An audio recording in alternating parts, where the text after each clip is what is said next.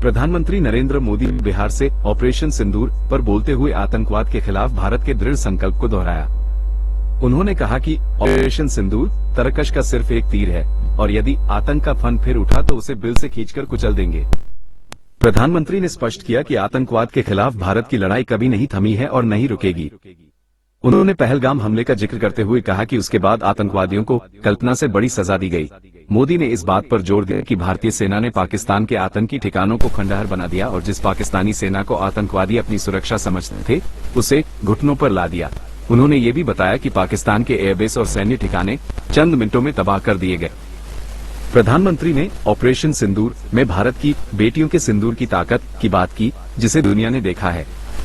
उन्होंने बीएसएफ सीमा सुरक्षा बल की सराहना करते हुए कहा कि उन्होंने इस ऑपरेशन में साहस की मिसाल पेश की। मोदी ने शहीद इम्तियाज को श्रद्धांजलि भी दी और बीएसएफ जवानों को भारत की अभेद सुरक्षा दीवार बताया।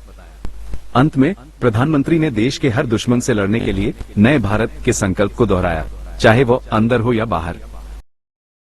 प्रधानमंत्री नरेंद्र मोदी ने बिहार से ऑपरेशन सिंदूर पर बोलते हुए आतंकवाद के खिलाफ भारत के दृढ़ संकल्प को दोहराया।